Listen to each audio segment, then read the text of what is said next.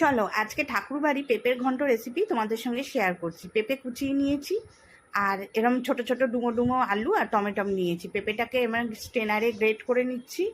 সব কুচানো হয়ে গেছে, এরম গ্রেট করে নিয়েছি সরু সরু করে। এবারে কড়া গরম হয়ে গেছে, কড়াই দিয়ে দিচ্ছি সর্ষের তেল। তেলটাও গরম হয়ে গেছে, এতে একটু আমি দেব আদা থেতো করে রেখেছিলাম, সেই আদাটা জিরে তেজপাতা ফোড়নে দিয়ে দিলাম।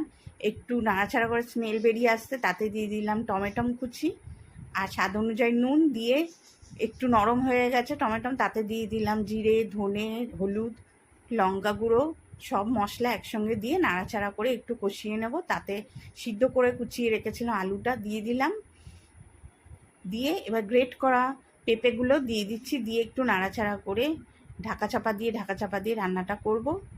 হ্যাঁ, দেখতেই পাচ্ছ এবারে অনেকটা নরম হয়ে গেছে।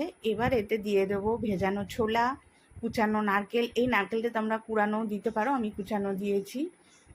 আর দিয়ে দেব জলের বদলে একটু দুধ দিয়ে আবার ঢাকা দিয়ে আমি রান্নাটা করব। তাতে দিয়ে দেবো একটু মিষ্টি স্বাদ অনুযায়ী।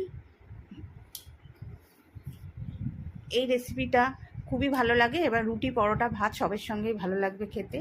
হয়ে এসছে, এবারে দিয়ে দিলাম ঘি, গরম মশলা দিয়ে স্বাদ অনুযায়ী আরেকটু নুন দিয়ে সুস্বাদু পেঁপের ঘন্ট আমাদের একদম রেডি। Bye bye.